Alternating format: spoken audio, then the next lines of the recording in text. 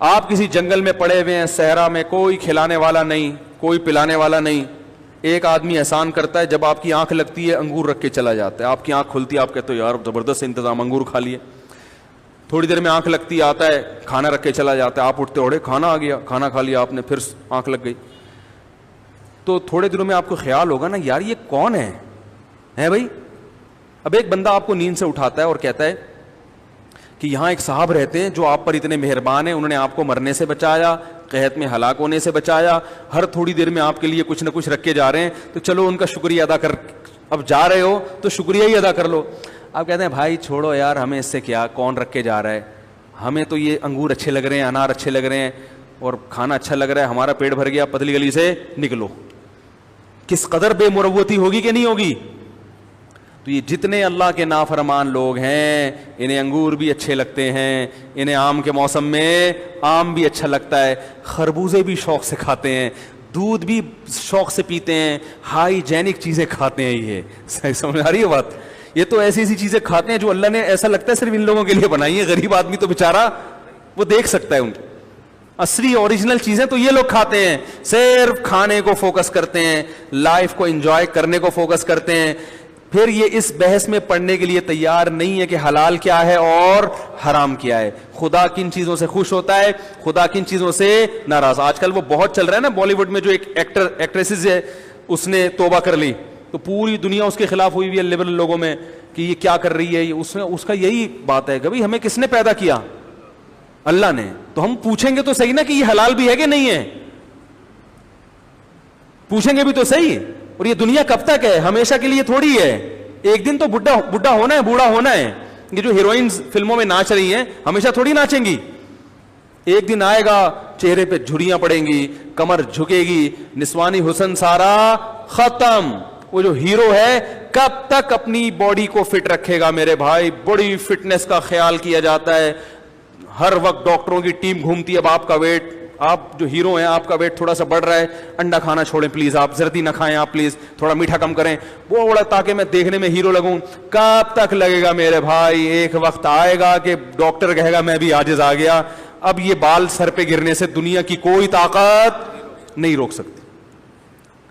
کیا خیال, یہی کہ بھائی اب دانت سارے نقلی لگا دو آپ, لیکن اس کے لیے جبڑے میں طاقت ہونا. اب دانت ٹک ہی نہیں رہے نا, نقلی تو لگا دیے مگر وہ ٹک ہی نہیں رہے. وہ ایک آدمی تھا نا, گلوکار تھا, بڑھاپے میں بتی سی لگ گئی اس کے. اب جب وہ گانا گاتا تو زیادہ زور لگاتا تو بتی سی نیچے گر جاتی, پھر اڑا کے لگا دیتا. ایک وقت آتا ہے انسان کا, ایسا بھی آتا ہے, پھر وہ گاتا پھر بتی سی گر جاتی. تو لوگوں نے کہا بھائی گانا ہے گاؤ, یہ بار بار کیسٹ کیوں تبدیل کر رہے ہو یار. ایک ہی کیسٹ لگا کے, یہ سب کے ساتھ ہوتا ہے, میں کسی کا مذاق نہیں اڑا رہا, سب کے ساتھ.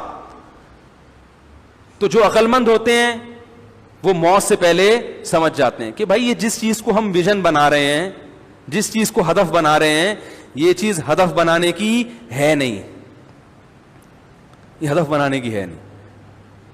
آپ ہدف بناؤ کہ میں کیٹو کی پہاڑی پہ چڑھوں گا, لوگ واہ واہ کریں گے, لیکن کسی نے آپ کو کان میں آگے بتا دیا چڑھے گا, اترنے کا راستہ نہیں ہے. اب آپ ان لوگوں کو تو دیکھ رہے ہو جو چڑھ چڑھ کے تصویریں کھنچوا رہے ہیں, گینز بک آف ورلڈ میں نام لکھوا رہے ہیں. یہ نہیں دیکھ رہے جو اوپر پہنچتے ہیں واپس. ایک مثال دے رہا ہوں میں, ایسا ہوتا نہیں, آ جاتے, ایک مثال دے رہا ہوں. بالفرض اگر واپسی کا آپشن نہ ہو تو پھر دنیا میں اس سے بڑا بے وقوف کون ہوگا جو یہ کہے کہ K2 پہ, ماؤنٹ ایوریسٹ پہ چڑھنے والے کا بڑا گینز بک آف ورلڈ میں نام آتا ہے تو میں بھی چڑھوں گا. او بھائی تو چڑھ جائے گا, اترنے کا آپشن نہیں ہے, بس ایک دفعہ نام آئے گا اس کے بعد ختم. تو یہی ہے بھائی اس دنیا کی جو ترقی ہے جس میں آخرت نہ ہو, اس ترقی کی انتہا کو پہنچنے کے بعد واپسی کا راستہ ختم. بس اب اللہ کہتے ہیں بڑھاپا ہے, اب واپسی ہے کھائی کی طرف.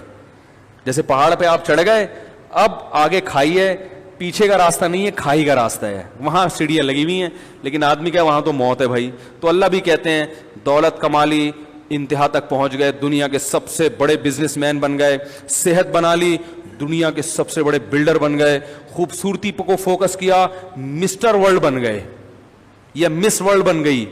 تو وہ انتہا کو پہنچنے کے بعد آہستہ آہستہ ریورس گیئر. اب اس میں یہ ہوتا ہے کہ اسپیڈ تھوڑی آہستہ کی جا سکتی ہے, بھائی ایک غریب آدمی جلدی آ جائے گا, ایک امیر آدمی ڈاکٹروں کی ٹیم کو لے کے چلے گا تو اس کی اسپیڈ کیا ہو جائے گی, تھوڑی سی. بھائی ایک غریب آدمی میں بڑھاپا 60 سال میں آ جائے گا تو اس میں ذرا چلو 90 میں آ جائے گا, 90 لگا لو, صحیح ہے نا. تو اسپیڈ 10 سال کے بجائے وہ وہاں تک کب پہنچے گا, 30 سال. یعنی وہ گہری کھائی میں گر رہا ہے, گرنے کی اسپیڈ اس کی تھوڑی کم ہے, اس کی تھوڑی سی زیادہ ہے, لیکن اب ریورس ہے, اس سے آگے نہیں ہے. تو عقل مند لوگ یہ بات شروع میں سمجھ جاتے ہیں, وہ اپنا ٹارگٹ, اپنا ہدف شروع سے ایسی چیز کو بناتے ہیں. تبھی کہتے ہیں نا ویژن ہمیشہ الٹیمیٹ ہوتا ہے. جو کسی وقت کے ساتھ باؤنڈ ہو جائے نا ویژن, وہ صحیح ویژن نہیں ہوتا. آپ جب کسی چیز کو ہدف بناتے ہو نا اپنا, وہ اگر ٹائم باؤنڈ ہے کہ اتنے عرصے میں میں نے اس ہدف کو حاصل کر لینا ہے, تو وہ غلط ہے. اس لیے کہ جب آپ اتنے عرصے میں حاصل کرنے کے بعد آپ کے پاس کرنے کے لیے کوئی کام, کیونکہ آپ کی زندگی کا مقصد ہی وہ تھا, کوئی کام ہی نہیں بچے گا آپ کے پاس.